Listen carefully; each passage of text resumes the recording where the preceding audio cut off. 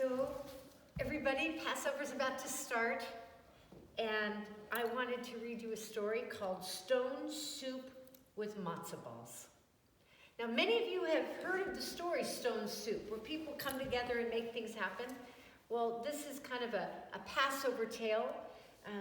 Remember, for Pesach, we say, let all who are hungry come and eat. And this story talks about that from a mythical town called Shalom. Actually, Shalom may be a real town, but for us, it's a town where very silly Jewish people live. Some say that Shalom is a village of fools. That may or may not be true. You can decide for yourself.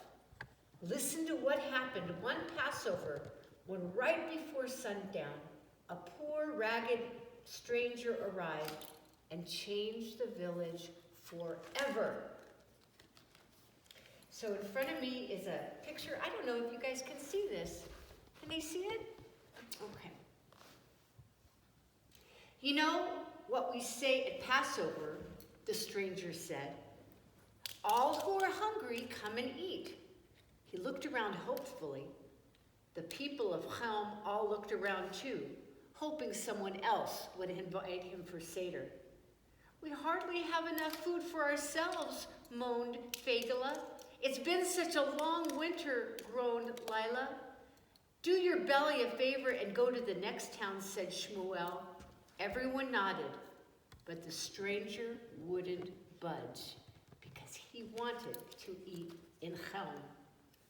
No food, he shrugged. Don't worry. He pulled a stone from his pocket and held it up. I can make the most delicious matzo ball soup with this stone. All I need is a big cooking pot. Impossible, said the people of Shalom.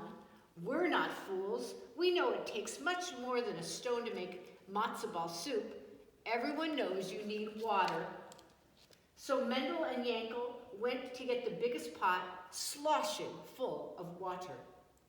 Meanwhile, the stranger made a fire.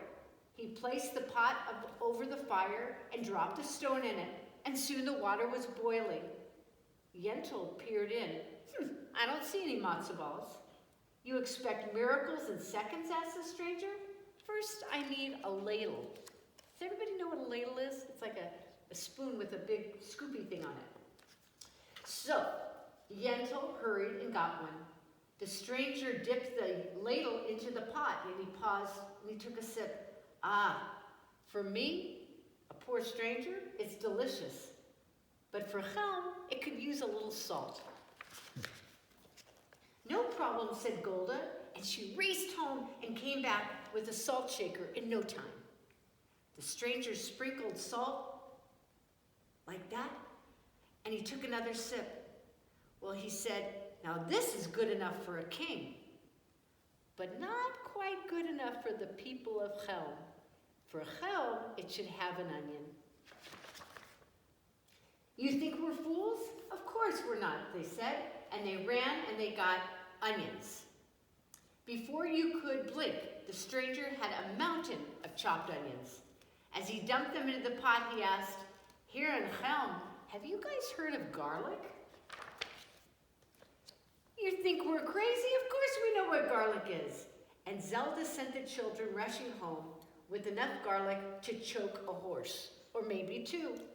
Don't try choking a horse, though. The stranger hummed as he dropped the garlic into this pot. I suppose carrots are too common for you people of Shalom. Too common? Bah! Cried Yasala. Feet are common too, but does that mean we don't use them? Don't be foolish. In Shalom we use our feet and our carrots. And so it went. Carrots, celery, chicken. What a soup. Said Yentl. Don't you think we know what we're doing? What do you mean? The stranger stopped stirring. You said you would make matzo ball soup from a stone. You think we're fools? I don't see a matzo ball. What a wise woman, said the stranger. I almost forgot. That stone of mine makes the best matzo balls in the world, so big and heavy, they'll sit in your belly like rocks all 8 days of Passover, guaranteed. You won't need to eat for a week. I'll get them going right now. Wait, said Rivka. Don't you know you're in Chelm? Don't you know that we make matzo balls so light that they can almost float? Impossible, said the stranger. I've never met people like you, so wise and so clever, and you can even make matzo balls like that? The very best, said the women, and they hurried home, and they made hundreds and hundreds of matzo balls and were plopping them in the pot. The soup bubbled away, and everyone in Chelm stood and stared. Amazing, they said. That's some stone. The rabbi stroked his beard and said, it's a miracle, right before my eyes.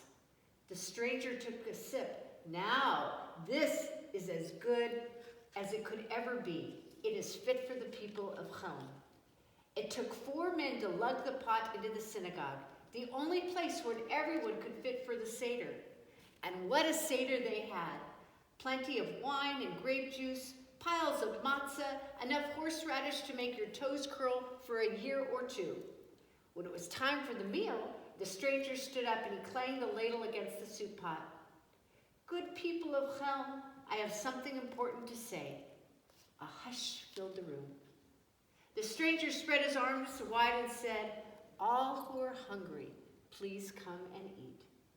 Some say that the people of Chelm are all fools. But that Passover, everyone had a full belly, even the poor stranger. Now what's so foolish about that? Happy Passover, everybody.